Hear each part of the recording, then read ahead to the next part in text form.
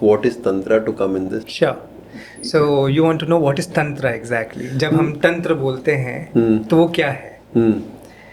तो when we say word tantra, it's so उसको इतना मिसकंसेप्शन हो गए हैं उसके around, because when we hear this word tantra हमें मूवीज में दिखाया गया है कि कोई खोपड़ी लेके बैठा हुआ है, कोई शमशान में नाच रहा है या कोई जादू टोना हो रहा है. सो आई थिंक सो मूवीज ने और मीडिया ने तंत्र को बहुत ही अशुद्ध दिखा दिया गया है.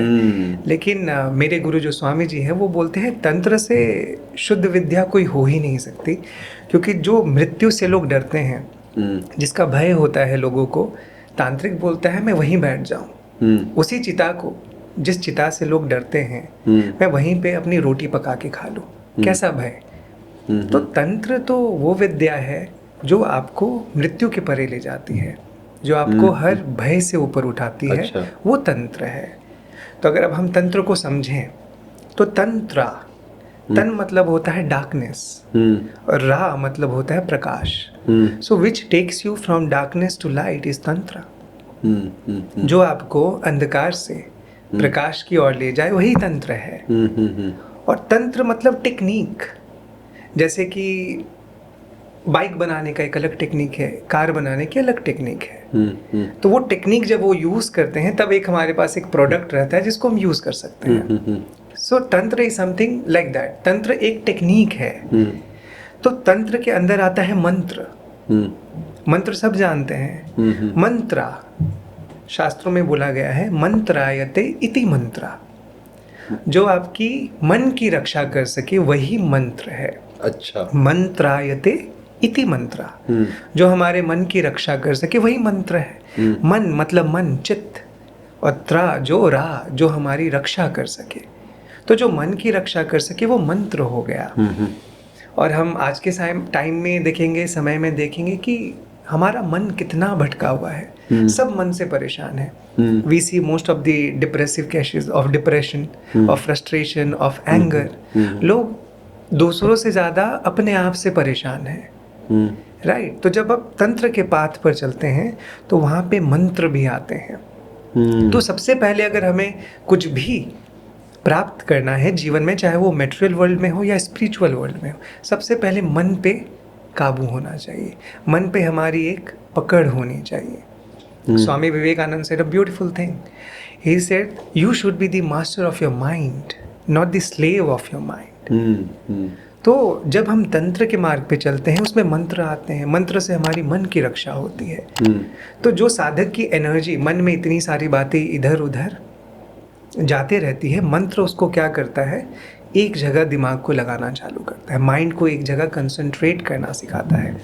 और अगर हम मॉडर्न साइकोलॉजी और न्यूरोसाइंस की माने तो अराउंड दिन भर में 12,000 से 60,000 थॉट्स हमारे, कहा जाता है कि 70,000 थॉट्स. अब तो 80,000 भी बोलने लग गए. तो अगर रफली देखें तो 12,000 से 60,000 बोल लीजिए, 70,000, 80,000. Just saying is that so many thoughts goes in our mind. और 80 to 90% thoughts are repetitive thoughts. सही है. हर दिन कोई नए थॉट नहीं आ रहे हैं. एक ही थॉट हमें परेशान कर रहे हैं 80 to 90%. और उसमें भी 70 to 80% जो थॉट्स हैं ना, वो वरी के हैं, वो फ्यूचर के हैं, वो चिंता के हैं.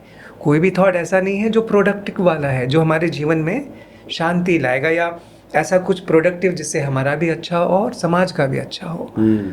सो all the repetitive thoughts are of what, of frustration, depression, sadness, worry. सोचिए अगर एक इंसान, जैसे बोला जाता है आप जो सोचते हैं आप वही हो जाते हैं. What you think you become. तो कोई इंसान, अगर कोई व्यक्ति, कोई पर्सन 70 to 80% सिर्फ वरी के थॉट्स ले रहा है तो 80% his life is gone. Right. तो तंत्र, तो जब आप मंत्र करते हैं आप अपने मन को, वो पैटर्न्स को तोड़ते हैं. और साधना क्या है, मोक्ष क्या है? जब हम मोक्ष की बात करते हैं लोग सोचते हैं कहीं मर के कहीं जाना है. लेकिन स्वामी जी बहुत सुंदर बात बोलते हैं, मोक्ष का मतलब मोह का क्षय होना. अपने अटैचमेंट्स को छोड़ना ही मोक्ष है. अच्छा. अगर मुझे अभी कॉफ़ी चाहिए, और अगर मैं अपने मन को बोल दूं कि ठीक है कॉफ़ी चाहिए but I won't drink it right now, I will drink it after 2 hours, तो वो मोक्ष है. क्योंकि उस कॉफ़ी ने मुझे बांध के नहीं रखा, उस कॉफ़ी ने मुझे परेशान नहीं किया। सो दैट इज़ तंत्र। फिर तंत्र में हम आगे बढ़ते हैं तो यंत्र आता है। तंत्र टेक्निक हो गई, मंत्र जिससे हम अपने मन को एक जगह लगा के एकाकी कर सके, कंसंट्रेट कर सके, फोकस कर सके। फिर आता है यंत्र।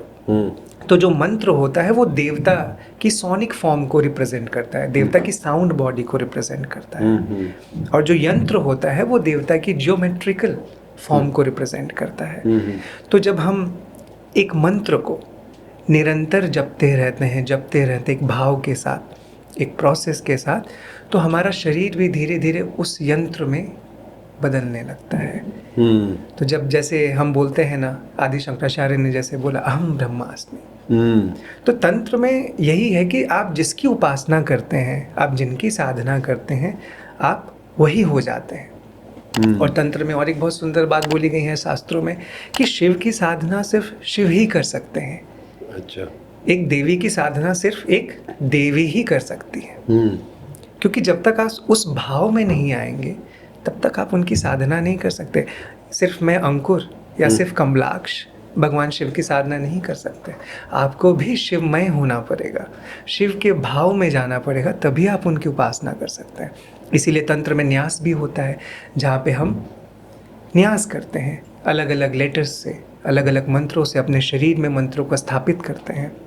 अंग न्यास करते हैं, ये कर न्यास है, जहाँ पे हम अपने करों में, अपने उंगलियों में, अपने हाथ में भगवान की उस ऊर्जा को स्थापित करते हैं। क्योंकि हमें लगता है कि हमारे physical body is not enough to reach there, तो हम इससे अलग अलग मंत्रों से, उस देवताओं के मंत्रों से कर न्यास करते हैं, जिससे हमारा जो हाथ है वो दिव्य हाथों में बदल जाए और वो अब उस ऊर्जा को वर्शिप करने के लायक हो जाए।